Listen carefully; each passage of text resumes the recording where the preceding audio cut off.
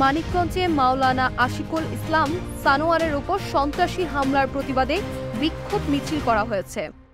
২ জুলাই রোজ মঙ্গলবার মানিকগঞ্জ জেলার ইমাম মুয়াজ্জিন কল্যাণ সমিতির সাংগঠনিক সম্পাদক মাওলানা আশিকুল ইসলাম সানোয়ারের উপর সন্ত্রাসী হামলার প্রতিবাদে বিক্ষোভ মিছিল ও প্রতিবাদ সভা অনুষ্ঠিত হয়েছে। মঙ্গলবার বিকাল ৩টায় মানিকগঞ্জ সদর হাসপাতালের সামনে জেলার আলেম উলামা ও সাধারণ জনগণের ব্যানার একটি বিক্ষোভ মিছিল বের হয়ে বাসস্ট্যান্ড এলাকায় গিয়ে প্রতিবাদ সভা অনুষ্ঠিত হয়। মাওলানা আশিকুল ইসলাম সানোয়ারের ভাট বাওর এলাকায় মৃত ফজউদ্দিনের ছেলে এবং জনস্বাস্থ্য জামে মসজিদের ইমাম এবং খতিব। প্রতিবাদ সভায় মাওলানা শেখ মাহবুবুর রহমানের সঞ্চালনায় এতে সভাপতিত্ব করেন মাওলানা জাবের আল সাফা।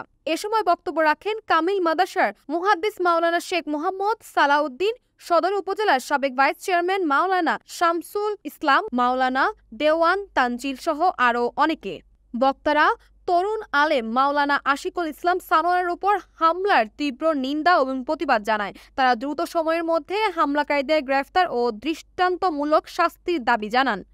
জানা গেছে, গত শনিবার বিকালে সদর উপজেলার ভাটবাওর যুব সংঘ ক্লাবের কমিটি গঠন নিয়ে সাধারণ সভা আহ্বান করা হয়। সভা শুরুর আগে পবিত্র কুরআন তেলাওয়াত করেন মাওলানা আশিকুল ইসলাম সানোয়ার। এরপর সভার কার্যক্রম শুরু হলে সেখানে লেবু মিয়া নামের একজন তার বক্তব্য অস্থায়ী কমিটি কিভাবে পূর্ণাঙ্গ কমিটি হলো এ বিষয়ে প্রশ্ন তুললে বর্তমান কমিটির লোকজন হট্টগোল সৃষ্টি করে। এরপর সেখানে লাঠি সোঁটা ও দেশীয় অস্ত্রশস্ত্র নিয়ে হামলা করে। এ সময় সেখানে থেকে মাওলানা সানোয়ার চলে আসতে চাইলে তার উপর হামলা করে তাকে শারীরিকভাবে লাঞ্ছিত করে তার মোটরসাইকেলের চাবি কেড়ে নেয়। তাসপিয়া তাবাসসুম, সময়।